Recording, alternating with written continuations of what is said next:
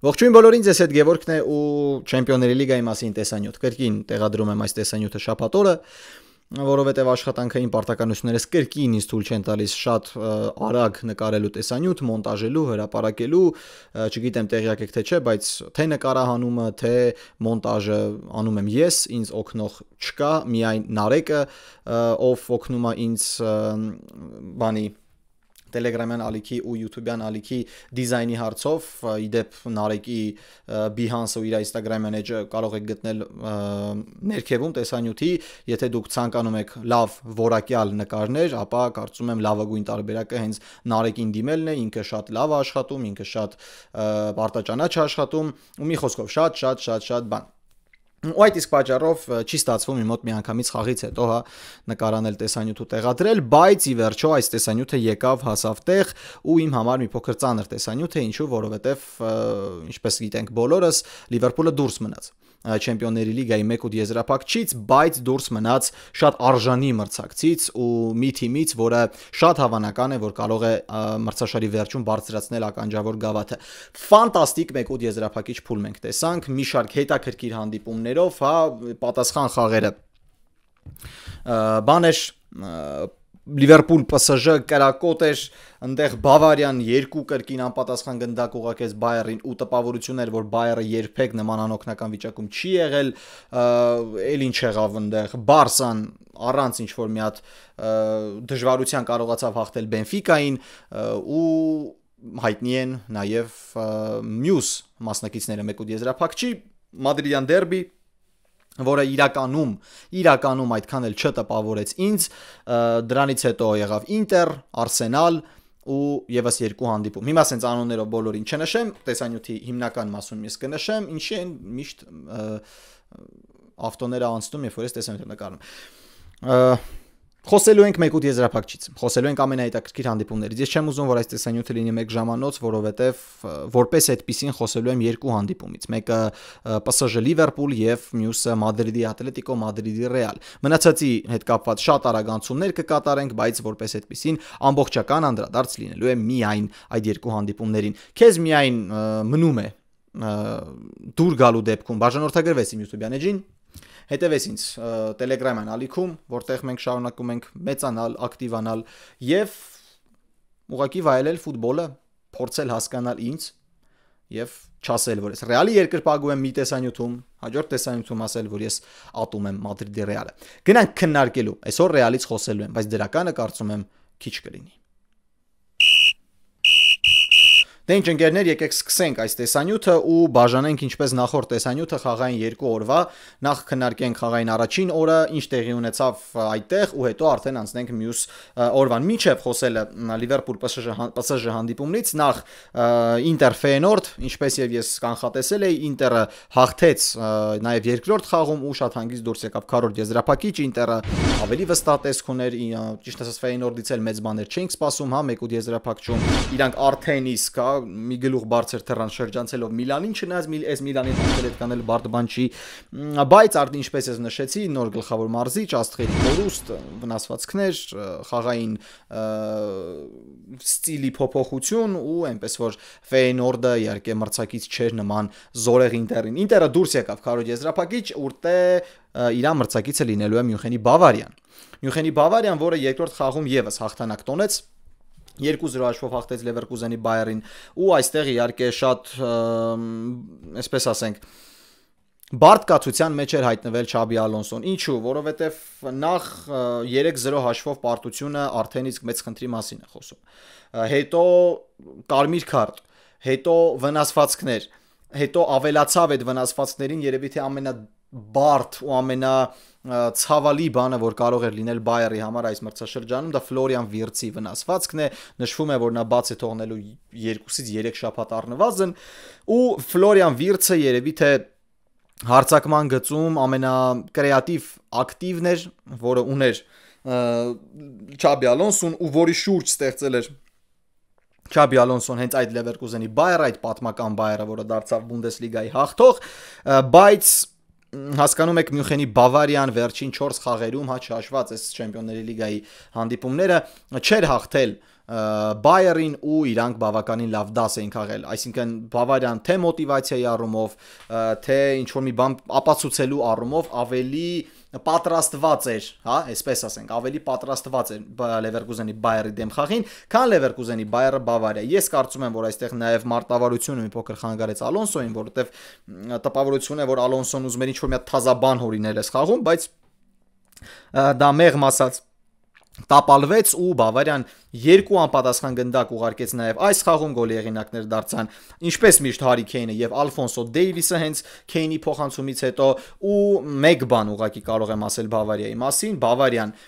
կարծում եմ նման խաղով բաց չի թողնի չեմպիոնությունը ու Բավարիան կարող է երևի թե մի 2-3 տուրից, եթե իհարկե հաղթի այդ մրցավեճերում Բունդեսլիգայում ամբողջ կենտրոնացվածությունը ուղղել Չեմպիոնների լիգայի վրա, որտեղ շատերը նրան ընդհանրապես չեն համարում ֆավորիտ, բայց ինքը հայտնվել է մի հատվածում, հա, Զամբյուղի, որ կարող է ու շատ իրատեսական է, որ նրանք հայտնվեն եզրափակչում։ Բավարիան կա Հարի Քեյն, ինչը շատ մեծ օգուտ է Բավարիայի համար ու Հարի Քեյնի մասին նայ մենք քննարկում ենք Մոհամեդ Սալահ, որին դեռ կանդրադառնանք կոնկրետ այս թեմայով, Մբապե, Վինիսիուս, Ռաֆինյա, Պեդրի, այլ ֆուտբոլիստներ, որ իրանք արժանի են ոսկե գնդակի, գիտեք, իրանք պիտի կրեն, իրանցից մեկը պիտի կրի ոսկե գնդակ, բայց ախր ոչ մեկ չի խոսում Հարի Քեյնի մասին, ու թե ինչ կարևոր ֆուտբոլիստ է Հարի Քեյնը, ու թե ինչ այլանդակ լավ ֆուտբոլ է խաղում, ինչ այլանդակ լավ վիճակագրություն է ինքը ցույց տալիս այս մրցաշրջանում։ Մի տեսակ ոչ մեկ չի խոսում դրա մասին, բայց Հարի Քեյնը շարունակում է մնալ Հարի Քեյնը առաջինից մրցաշրջանով դարձավ թիմի առաջատարը։ Ես շարունակում եմ գովալ Վենսան Կոմպանիին,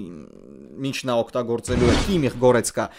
հենակետային զույգը, ճիշտ է, ոնց հասկանում եմ Ժուաո Պալինյան ի սկզբանե պարտվել էր պայքարը ու ընդհանրապես Ժուաո Պալինյան էտի Վենսան Կոմպանիի ցանկությունը չի եղել, հա, բոլորս հիշում ենք, որ դեռևս Թոմաս Տուխելի ժամանակ էր Բավարիան հետաքրքրված Պալինյայով եւ հենց Տուխելն էր անձամբ ցանկանում Պալինյային տեսնել, իսկ Վենսան Կոմպանիի ծրագրերում կարծես թե Պալինյան մեկնարկային կազմի ֆուտբոլիստ չէ։ Ու դա լավ է իմ սիրած հենակետային զույգի համար Գորեցկա Կիմիխ, որոնք շարունակում են ստաբիլ լավ ֆուտբոլ ցուցադրել։ Բավարիան հաղթեց, Բավարիան խնդիրներ չունեցավ եւ քարոզ եզրափակչում հանդիպելով Ինտերին։ Այդտեղ մենք տեսնելու ենք մարզիչների պայքար, ինչն է հաղթելու, այ դա հետաքրքիր է։ Ես կարծում եմ, որ հաղթելու է Սիմոնե Ինզագիի պրագմատիզմը, ու ընդհանրապես հիմա ասեն շատ արագ sense փաստ շպրտեմ, իմ մտածածը շպրտեմ, դուք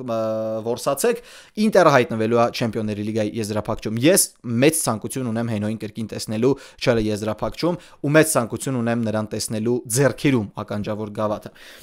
Բացի դրանից, էսի sense պրոստը որ իմանաք, կայացան երկու հանդիպումներ, երկու կարևոր հանդիպումներ իրանց ֆան բազայի պատկերացմամբ, հա, մեկը դա Բարսելոնա Բենֆիկան էր, Բարսելոնան հաղթեց 3-1 հաշվով, ընդհանուր 4-1 հաշվով դուրս գալով քարոզ եզրափակիչ Բարսելոնան ընդհանրապես խնդիրներ չունեցավ, հերթական հանդիպումը, որտեղ ճախրում էր Լամին Յամալը, հերթական հանդիպումը, որտեղ ինքը պրոստը ցույց էր տալիս, թե ինքը ինչ տաղանդավոր ֆուտբոլիստ է, ինքը ոնց կարող է ստորացնել, ես չեմ վախենա այդ արտահայտությունից, ստորացնել մրցակիցներին, հայն գոլային փոխանցման ժամանակ իր այդ ֆեյք փոխանցումը, այդ զամախը, որտեղ ֆուտբոլիստը դնում է, ոնց Գվարդիոլա գնաց Մբապեի ժամանակ, դեպի Ռաֆինյան դնում է գնդակը, հետո Յամալի ֆանտաստիկ Մեսիա ոճով փոխանցումը հարվածը, որը վերածվում է գոլի, ու սենց չգիտեմ ինչի են շատերը ասում, որ Յամալը ավելի շատ Նեյմարն է, քան Լիոնել Մեսին։ Ես ավելի շատ Մեսի եմ տենում Յամալի մեջ, որովհետև նայեք, Յամալը այո ինքը ունի այդ պիժոնստվն, հա, այդ երբ որ գնդակով է ինքը հենց մի քիչ սիրում է, չեմ ուզում ասեմ սադրել, հա, չնայած որ մենք խոսել ենք, հա, իմ լեգենդի հետ ոդկասթի շրջանակում Ռոնալդոյի վերաբերյալ, ու եթե դուք չեք լսել այդ ոդկասթը, գնացեք լսեք Spotify, Apple podcast հարթակներում, ու ես շատ լավ պրոդուկտ եմ սարքում, այնպես որ ցանկանում եմ որպեսզի դուք եւս դա լսեք եւ գնահատեք։ Մենք այդտեղ խոսացինք ֆուտբոլային սադրանքի մասին, որը Կրիշտիանո Ռոնալդոն եւ Նեյմարը ցույց են տալիս Լամին Յամալի մոտ։ Ես նման ֆուտբոլային սանդրակ դեռևս չեմ նկատում։ Նա ինչ անում է արդյունավետ, նա ինչ անում է թիմի համար։ Ու այստեղ ես ավելի շատ տեսնում եմ Մեսսի, քան Նեյմար։ Այո, Նեյմարը նրա կուրքն է։ Այո, ինքը ցանկանում է լինել Նեյմարի պես, բայց չգիտեմ ինչու, ես ավելի շատ տեսնում եմ Յամալի մեջ Մեսսի, քան Նեյմար։ Բարսան հաղթեց, Բարսան Լիվերպուլի դուրս գալուց հետո պայքարից դառնում է գլխավոր ֆավորիտը չեմպիոնության, հաշվի առնելով թե ինչ հնարավոր մրցակիցներ կարող են նրա դեմ խաղալ, եւ կարծում եմ Բարսայի խաղի մասին շատ բան խոսել էլ պետք չի, որովհետեւ մրցակիցն էլ այն չէր, որ դնես դետալային վերլուծես ինչ է կատարվում, հերթական լավ հանդիպումն անցկացրեց ամբողջ թիմը, Պեդրին շարունակում է փայլել, Պեդրին եւս ոսկե գնդակի հավակնորդ է, ճիշտ է, ոչ մեկ ի սկզբանե դրա մասին չէր խոսում, բայց ես շատ ուրախ եմ, որ հարցակման գծից զատ կան նաև ֆուտբոլիստներ, որոնց նայում ենք ու ասում ենք, որ այո, այս ֆուտբոլիստը այնպիսի խաղ է խաղում, որ իրոք կարող է արժանանալ ոսկե գնդակի։ Շնորհակալություն ենք հայտնում իդեպ, շնորհակալություն ենք հայտնում Ռոդրին, Վահագ, որ Ռոդրին բացեց, հա, այսինքն ոչ թե բացեց, այդ ճանապարհը փակ է շատ երկար ժամանակ, ու Ռոդրին բացեց այդ ճանապարհը, որ մարդիկ սկսեցին գնահատել ոչ միայն հարցակվողներին, այլ նաև մնացածին։ Այնպես որ Պեդրին եւս հավակնորդ է։ Եվ դե իհարկե, Լիվերպուլ Պարիս Սեն-Ժերմեն։ Լիվերպուլ Պարիս Սեն-Ժերմեն հանդիպումը ակնկալում էր բոլորիցս 1-8 եզրափակչի ամենադիտարժան ու 1-8 եզրափակչի ամենաֆանտաստիկ դիմակայությունը։ Առաջին խաղը դա փաստեց։ Իսկ ինչ էր լինելու երկրորդ խաղում։ Ես հիշում եմ, հա, որ ասում էի, որ Պարիս Սեն-Ժերմենը կարող է պատժվել իր չիրացրած պահերի համար, Պարիս Սեն-Ժերմենը կարող է պատժվել իր այդ ռեալիզացիայի խնդրի համար, որովհետև Լիվերպուլը չի խաղալու այն ֆուտբոլը, որը խաղաց Պարկ դե Պրենսում։ Ու թիմերը դուրս են գալիս խաղադաշտ ոչ մի փոփոխությունով։ Առհասարակ ոչ մի փոփոխություն բանը չի կատարում։ Ոչ Արնե Սլոտը, ոչ Լուիս Էնրիկեն։ Ու ես սպասում էի։ Ես թե չեմ գնալու դետալային, ով ոնց է շարժվում, ով բան, որովհետև կոնկրետ հանդիպումը դրա մասին չէր։ Հանդիպումը մեկնարկում է ու Լիվերպուլը այնց ճնշում է ցույց տալիս Պարիս Սեն-Ժերմենին, որ Պարիս Սեն-Ժերմենը կարող էր մեկնարկային 7-8 րոպեների ընթացքում արդեն պարտվեր 0-2 հաշվով։ Երկու դերվակ միայն մաքուր ուներ Սալահը, որը չիրացրեց, առաջինը դա գերազանց խաղարկումներ ձախ եզրում, մտավ Ռոբերտսոնը Տուգանային փոխանցում, ու ես չհասկացա իրականում թե ինչու Մոհամեդ Սալահը հարվածեց հենց այդ կողմը, ոչ թե դարպասապայի հակառակ ուղղությամբ, որովհետև Դոնարուման արդեն պարկել էր, ցածկ էր կատարել այդ ուղղությամբ, որ վերցներ գնդակը, ուղղակի կարող էր կամ կասեցնել նոր այն ուղարկել, ինչպես արեց Մեսսին ժամանակին Արսենալի դեմ խաղում։ Սալահը մի փոքր շտապեց, որոշեց միանգամից հալվածել ու Նունո Մենդեշը գերազանց հեռացրեց գնդակը։ Դրանից հետո անցավ մի քանի րոպե, Սալահը կրկին ինքն իր համար արդեն ստեղծեց պատ, գնդակը անցավ դարպասաձողի կողքով, ու այդ պահից սկսած ես հասկացա, որ հայելային իրականությունը հնարավոր է։ Որովհետև եթե հիշում ենք Լիվերպուլ PSG հանդիպումը, առաջին խաղը, հա, Ֆրանսիայում, ինչ սցենարով էր ընթանում հանդիպումը։ Գրոհեց PSG-ն, հարվածեց PSG-ն, փրկեց Ալիսոնը, վերջում բարև ձեզ, Էլիոտը խփեց, Լիվերպուլը հաղթեց։ Այստեղ եղավ լրիվ հակառակը, բայց այստեղ նաև շատ հետաքրքիր է ու շատ գնահատելի է Պարիս Սեն-Ժերմենի ֆուտբոլիստների կատարած աշխատանքը, հատկապես կենտրոնական հատվածում, կիսապաշտպանությունը։ Նախ Վիտինյա։ Ընկերներ, Վիտինյան, ես գիտեի, որ ինքը լավ ֆուտբոլիստ է, ես գիտեի, որ ինքը լավ հատկանիշներ ունի, բայց տենց ուշադրություն չէի դարձրել իր ֆուտբոլի վրա, որովհետև 1900 ով է սա նայում Ֆրանսիայի առաջնություն, բացի Վահագից։ Վիտինյան փառահեղ ունակություններով ֆուտբոլիստ է, փառահեղ հասկանում է ֆուտբոլը, ու ինքը շատ ճիշտ ձեռքերում է հայտնվել։ Ու Վիտինյան այնպես հանգստացրեց Պարիս Սեն-Ժերմենի խաղը, ինքը ուղակի, նախ ուզում եմ հասկանամ, Լիվերպուլը սկսեց շատ ակտիվ ու շատ բարձր մեծ ճնշումով, շատ մեծ ճնշումով, ու խաղում էր, ինչտեղ հետաքրքիր, ես դա միանգամից նկատեցի ու դրանից էլ հիացա, որ Արնե Սլոտը խաղում էր կլոպյան ֆուտբոլ, դա hard rock ֆուտբոլն էր։ Այսինքն, ինչ էր իրանից ներկայացնում, եթե խոսանք մարտավարությունից, հա, ես մա փորձեմ ստեղ բացատրել, եթե ես ինձ թույլ կտան դա, այստեղ կամերան թույլ կտա, որ ես դա ցույց տամ։ Լիվերպուլը ինչպես էր խաղում բանի ժամանակ։ Յուրգեն Կլոպի ժամանակ 4-3-3, որտեղ կենտրոնական հարձակվողը Բոբի Ֆիրմինոն էր, Ֆիրմինոն իջնում է ներքև, ձևավորում այստեղ ռոմբ, իսկ եզրայինները Մանեն ու Սալահը խաղում են կենտրոնական հարձակվողի դերում։ Երբ գնդակը Լիվերպուլի մոտ է։ Իսկ երբ գնդակը Լիվերպուլի մոտ չէ, ես չբարձրացնեմ իմ աստեղ, ձևավորվում է այ այսպիսի pressing, այ այսպիսի։ Այ այսպիսի pressing։ Ձևավորվում է այս pressing-ը, որտեղ եզրային պաշտպանները պատասխանատու են եզրերի համար, Սալահը ու Մանեն այս դեպքում Դիասը ու Սալահը կատարում են առաջին արագացումը կենտրոնական պաշտպանների վրա, Դոմինիկ Սոբոսլայը պետք եղած ժամանակ դառնում է երրորդ կենտրոնական հարձակվողը, ներողություն, Ժոտան, իսկ Դոմինիկ Սոբոսլայը մաքրում է այս հենակետ, բանի գոտին, PSG-ի համար հենակետային գոտին։ Ու միջև հանդիպման 15-րդ րոպեն Paris Saint-Germain-ը ոչ մի բան չէր կարողանում անել։ Բայց հետո շատ արագ PSG-ն հարմարվեց Լիվերպուլի այս ճնշմանը, ավելի ճիշտ հարմարեցրեց Վիտինյան PSG-ին Լիվերպուլի այս ճնշմանը ու PSG-ն սկսեց կամաց բացեր գտնել Լիվերպուլի հենակետային գոտում։ Ու որպեսզի հասկանաք հայլայն ֆուտբոլի իրական լինելը, ես նշեցի առաջին խաղը ինչպես ընթացավ։ Եկեք տեսնենք, թե ինչպես ընթացավ երկրորդ խաղը։ PSG-ն առաջինից հարվածով դարձավ գոլի հեղինակ։ Սա կենտրոնական պաշտպանների սխալը չէր, սա հենակետային կիսապաշտպանների սխալը չէր, սա ընդհանուր թիմային սխալ դիրքավորման պատճառ էր։ Լիվերպուլի բաց թողած գոլը։ Դեմբելեն, նրանք ոչ ամբողջությամբ պրեսինգի գնաց Լիվերպուլը, հարձակման գիծը շարժվեց պրեսինգի, պաշտպանությունը նրանց շրջակցեց բարձրանալով խաղադաշտում։ Ու ստեղծվեց մեծ տարածություն Դեմբելեի համար, Դեմբելեն, որը ժամանակին 4 վինգեր էր, հիմա ու playmaker-ը գնա գալիս է, վերցնում է գնդակը, միանգամից արագության հաշվին դեպի եզր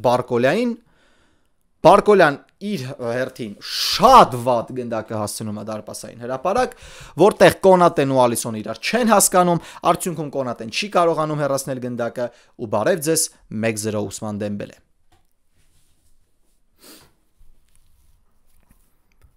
Ու այդպես ընթացավ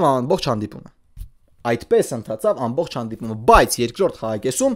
Paris Saint-Germain-ը ավելացրեց, Paris Saint-Germain-ը շարունակեց ավելի լավ հանդես գալ, Լիվերպուլը պրոստը երևի թե մոռացել էր Յուրգեն Կլոպյան այդ պարտադիր ու անընդհատ ճնշումը, իրանք սովորել էին արդեն մի քիչ ավելի դանդաղ, ավելի գնդակով ֆուտբոլին ու իրանք դրանից հոգնեցին, ինչը բերեց Paris Saint-Germain-ի մերթ խաղի հանդեպ կառավարմանը։ Ու ստացվեց այնպես, որ ամեն ինչ հավասար եղավ, կրակոտ ֆուտբոլ, մեկը մյուսի հետևից հարվածներ եւ այլն, Դոնարուման, հայլային ֆուտբոլ, Դոնարուման արեց Ալիսոն Բեկեր։ Ես առաջին խաղում քննադատեցի Դոնարումային։ Ես շարունակում եմ քննադատել Դոնարումային, ոչ թե կոնկրետ այս խաղի վերաբերյալ, այլ ընդհանուր բնույթով, ով էլ Ջանլուիջի Դոնարուման։ Դոնարուման տրամադրության ֆուտբոլիստ է, դարպասապա է։ Իսկ նման դարպասապաներին ես թոփ չեմ հավրում, 1000-ից է։ Գուցե ձեր կարծիքը չի համապատասխանում, բայց ես այդպեսին եմ։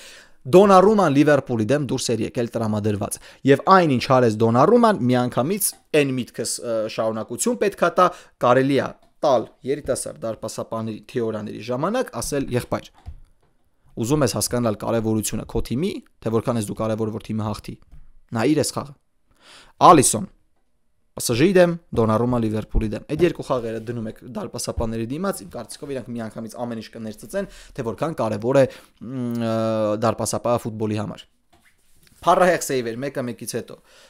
Ավելի կարևոր էր նրա դարպասից դուրս գալը, որսալը օթային գնդակները, դա շատ ավելի կարևոր էր։ Հանդիպման 65-րդ րոպեին կամ 66-րդ րոպեին խաղադաշտ է դուրս գալիս Դարվին Նունյեսը։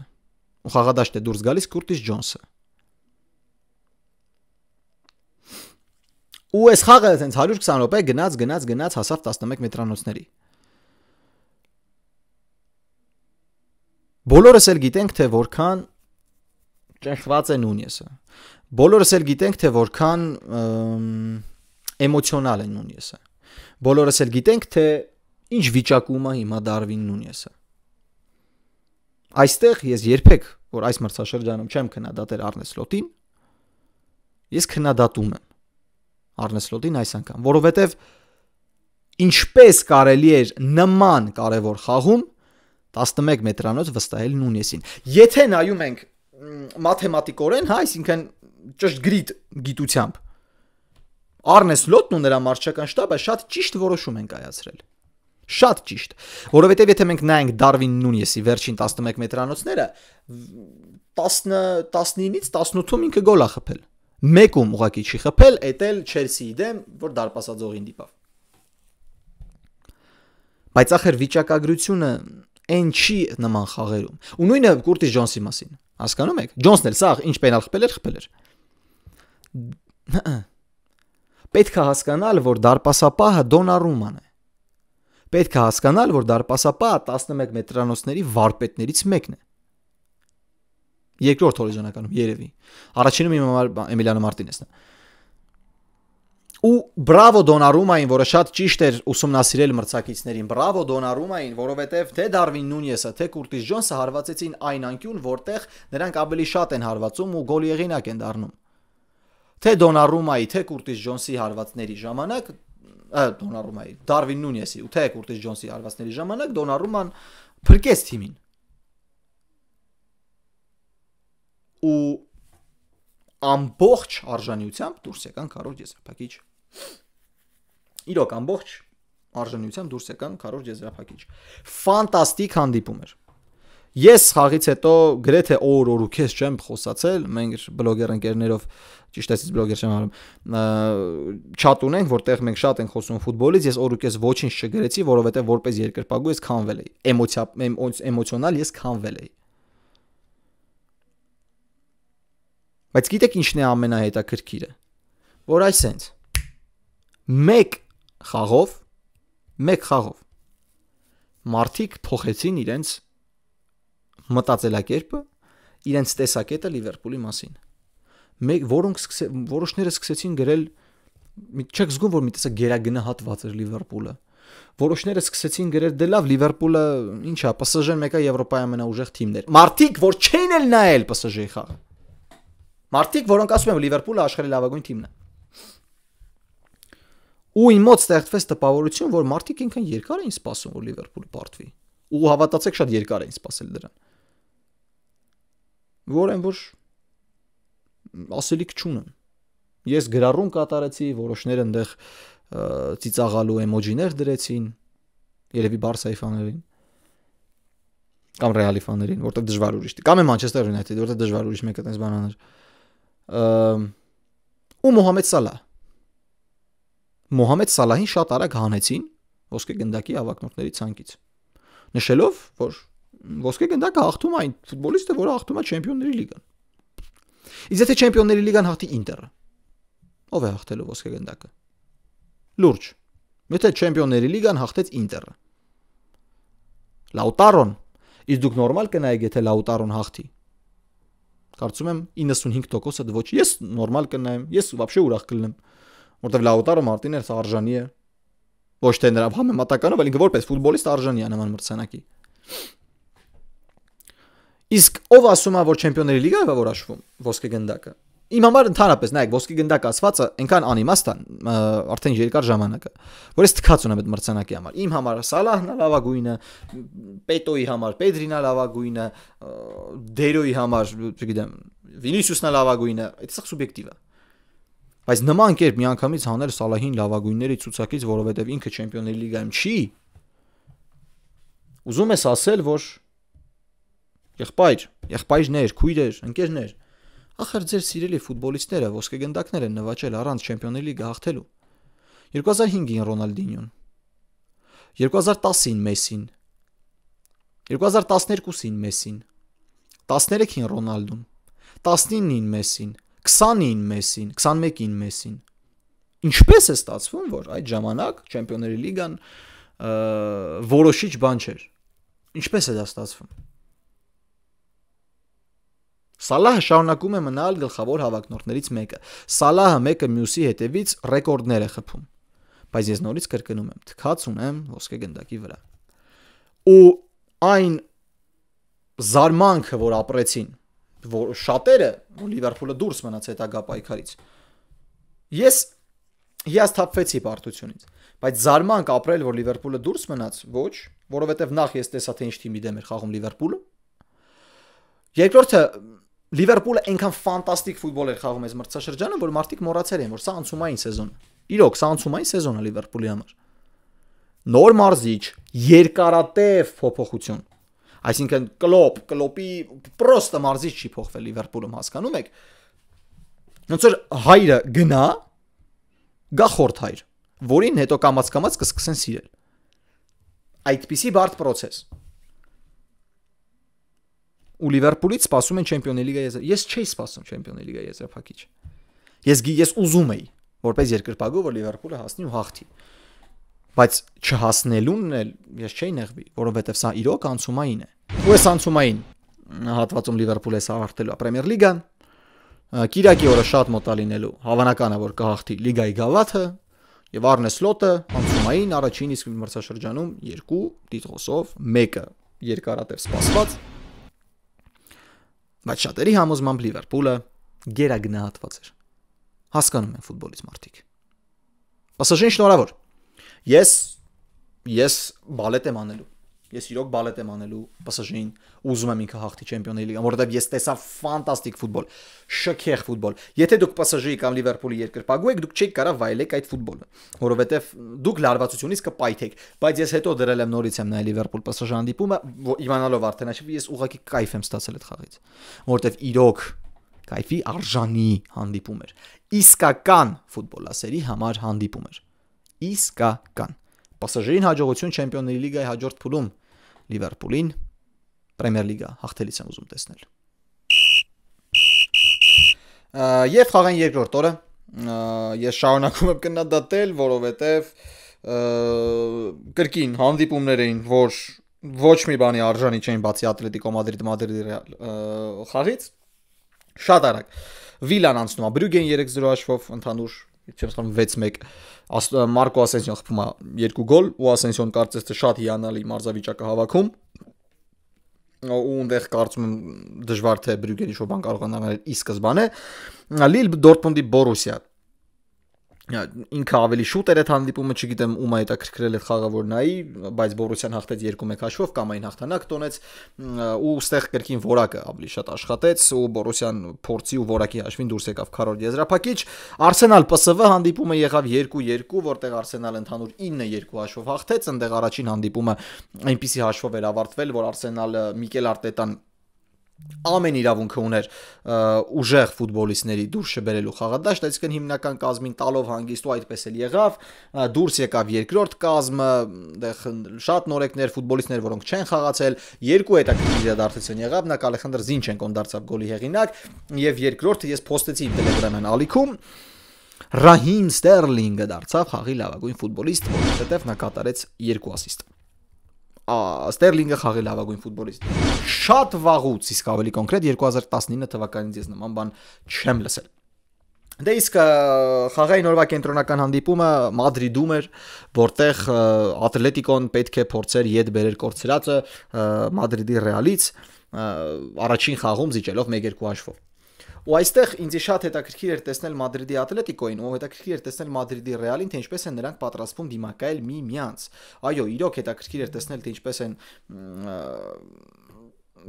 միմյանց դիմակայելու, որովհետև Ատլետիկոն որպես այդպեսին պետք է հարձակվեր, իսկ սա Մադրիդի Ռեալի համար շատ լավ սցենար է։ Յուրաքանչյուր ճիշտ հակագրոյի արդյունքում այսենց մեկը մյուսի հետևից արագության ֆուտբոլիստների որակների հաշվի ոչնչացնել մրցակցին, բայց ես հիշում եմ ոնց եղավ։ Վահագը էդի տեսանյութով տեղադրել է, բայց ես չեմ տեղադրել։ Ես միաժամանակ իմ նոր էպիզոդի մոնտաժն էի անում ու ես սենց միացրեցի հեռուստացույցը, գնացի, ակնոցս դրեցի, սենց մի պա նայեցի համակարգչին, սենց հենց գլուխս բարձրացրեցի, դեպոլը արդեն սուր փոխանցում կատարեց ու գոլ։ Ու նայեցի ժամին 29-րդ վայրկյանին։ Սա մաքսիմալ վատ սցենար էր Մադրիդի Ռեալի համար։ Ու դա երևաց ամբողջ խաղի ընթացքում։ Ինչու, որովհետև Ռեալը վաբշե ոչի բան չկարողացավ անի։ Վաբշե բան չկարողացավ անի Ռեալը։ Հիմա Ռեալի երկրպագուները կթռնեն դեմքիս։ Կասեն լիքը բան, որ դու չես նայ ֆուտբոլ, դու չես սիրում Ռեալը, դու չես հասկանում ոչի բան ֆուտբոլից, բայց Մադրիդի Ռեալի երկրպագուներ, հասկացող երկրպագուներ, գրեք մեկնաբանություններում։ Միթե սա ձեր թիմի վատագույն խաղը չէր, ու միթե սա ամենանյարդային խաղը չէր ձեր մասնակցությամբ, որ դուք դիտել եք։ Ամենաշատը չեք ջղայնացել այս խաղից։ Առաջին խաղը կեսում, լավ։ Սենց։ Նախ ջղայնացած են, որ երկու հանդիպումներն էլ, որը ես դիտեցի, որոշվեցին հետխաղյա 11 մետրանոց հարվածաշարի շնորհիվ, ու ես ստիպված նայեցի մինչև գիշեր 3:30 կես, առավոտը շատ դժվար ելնելով գնալով գործի։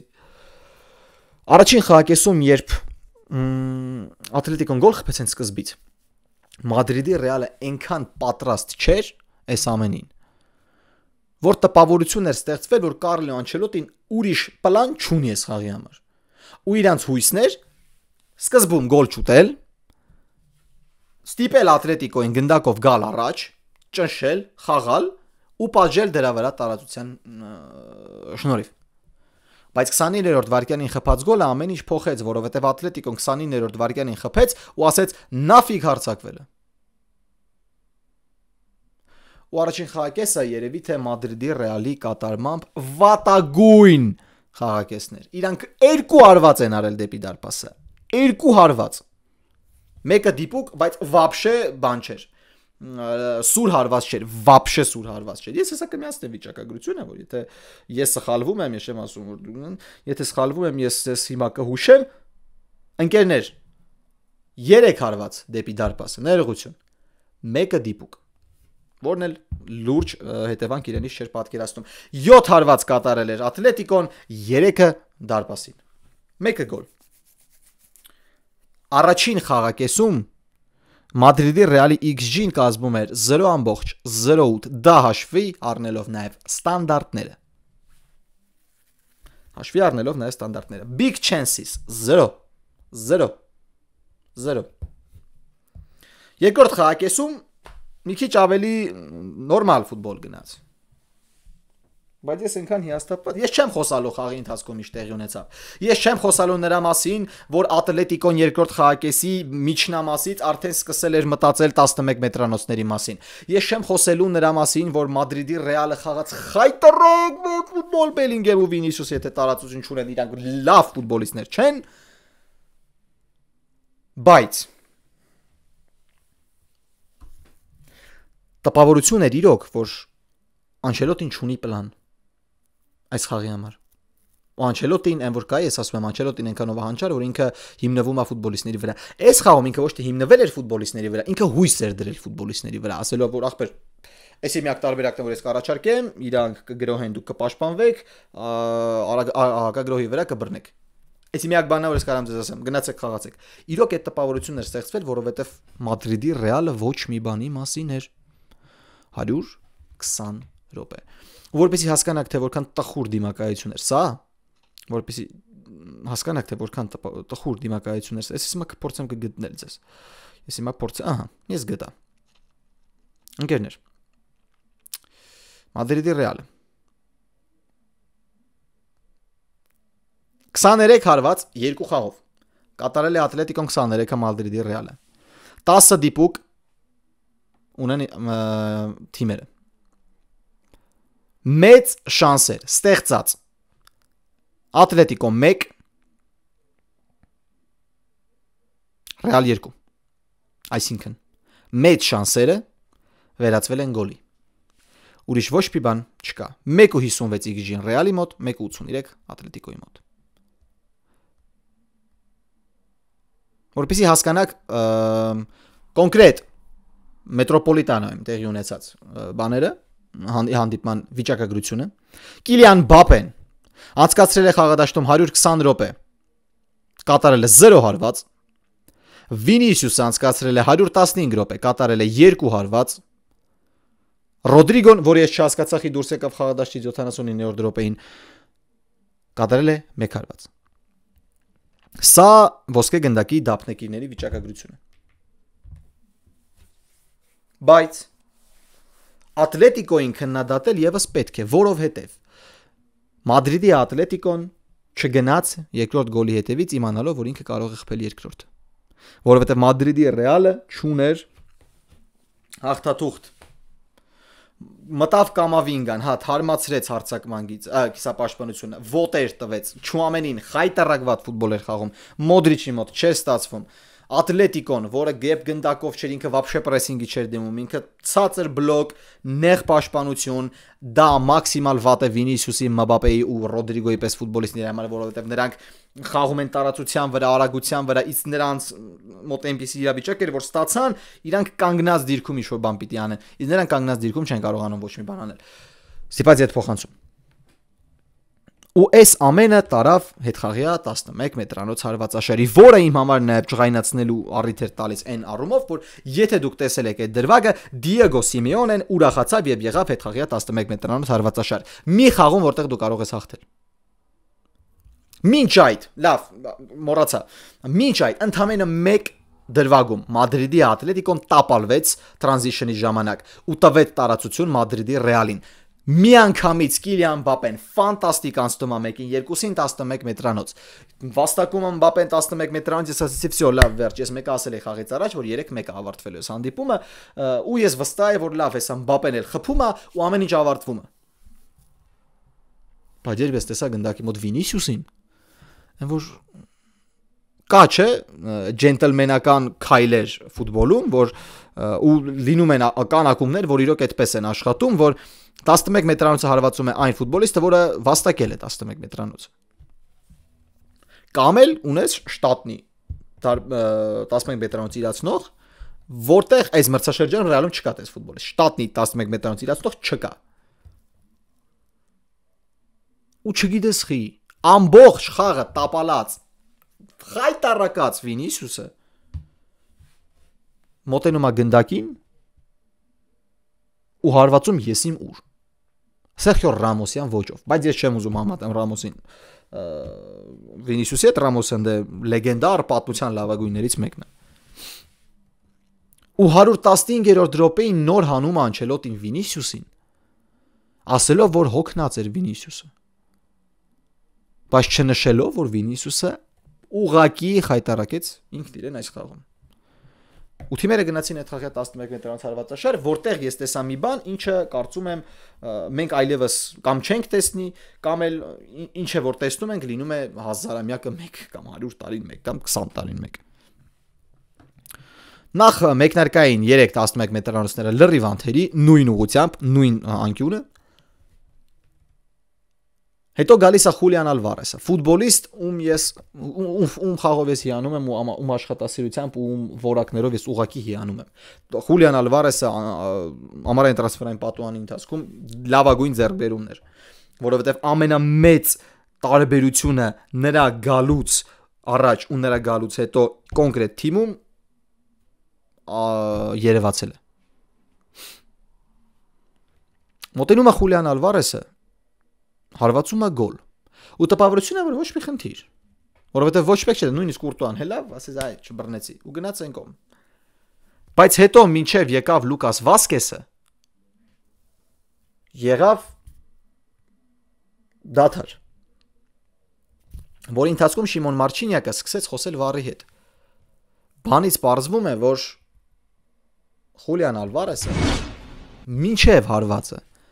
արդեն դիպչել էր գնդակին ոտքով։ Իսկ ըստ կանոնադրության, եթե խաղի ընթացքում է լինում նման բան, կրկնում են հարվածը։ Եթե հետխաղի 11 մետրանոցի ժամանակ է նման բան լինում, գոլը չեղարկվում է, որովհետև կրկնելու իրավունք չունես, չգիտեմ, տեղին քարտ տալու իրավունք չունես, ուղղակի Խուլիան Ալվարեսի հարվածը չհաշվեցին։ Ես շատ երկար նայեցի այս կողմից, այն կողմից, սկզբում իմ մոտ տպավորություն էր, որ սա հերթական գիտեք ինչն է, բայց հետո չէ, հետո տեսա, որ շատ մինիմալ, շատ արեն, որ սենց միլիվարկյանով սենց կպել է Խուլիան Ալվարեսի աջ ոտքը ու փաստացի ձախ ոտքի հենման ոտքը, երբ կպնում է գնդակին, դա է համարվում հարված։ Իսկ երկրորդը, որտեղ Խուլիան Ալվարեսը իրոք հարվածում է Դա արդեն երկրորդ թփում է։ Բայց ասել, որ Մադրիդի Ռեալը դուրս է գալիս քառորդ եզրափակիչ դրա շնորհիվ, եւս սուտ է, որովհետեւ հաջորդից քարվածը կատարում է Լուկաս Վասկեսը, որը որսում է, ավելի ճիշտ հետ է մղում Յան Օբլակը։ Փաստացի ամեն ինչ հավասար է։ Հետո գալիս է Լյորենտեն, հիշում ա որ ինքը Մադրիդի Ռեալի սանը, խնդրեմ դարպասաձող, հետո գալիս է Ռյուդիգերը, որը ես ուղղակի զարմանում եմ ոնց Օբլակը չէ։ Շատերը ես կարդացի ասում էին, բայց Օբլակը 11 մետրանոցների վարպետ է, Օբլակը էսի, Օբլակը 12 կամ 13 անգամ գոլ է բաց թողել Մադրիդի Ռեալից 11 մետրանոցից։ Խոսքը գրում է հետխաղյա 11 հարմացաշարը եւս։ Յան Օբլակը ոչ մի անգամ չէր փրկել Ատլետիկոին։ Լուկաս Վասկեսի հարվածը առաջինն էր, որը յետ մղեց Յան Օբլակը։ Ռյուդիգերը մոտեցավ կատաստրոֆիկ վատ հարված կատարեց, որը չգիտես ոնց չորսած բանը Օբլակը ու Մադրիդի Ռեալը ոչ մի բանի հաշվին բացի ֆարտից հայտնվում է քառորդ եզրափակչում լինելով ինձ մեկ այն չեն ասում լինելով ավելի վատը քան Ատլետիկոն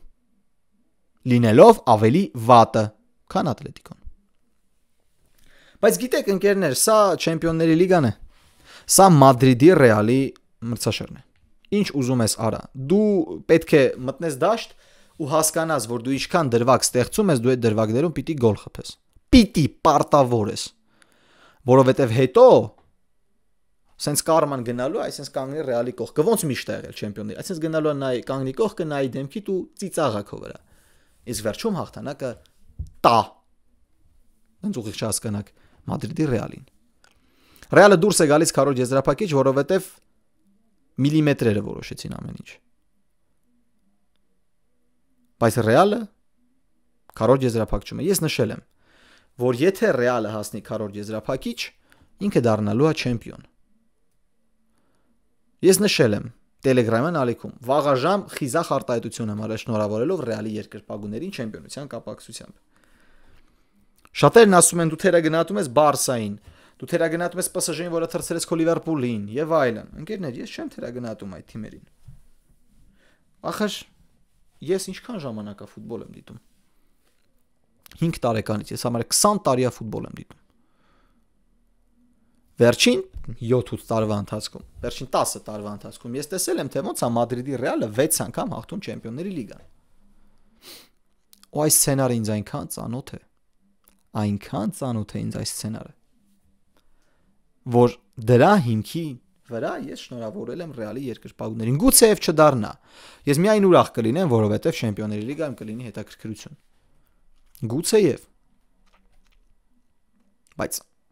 սցենարը պատմությունը կրկնվում է իսկ այդ սցենարը որը ես եմ պատկերացնում մի ելք ունի այդ ելքի անունն է Մադրիդի Ռեալը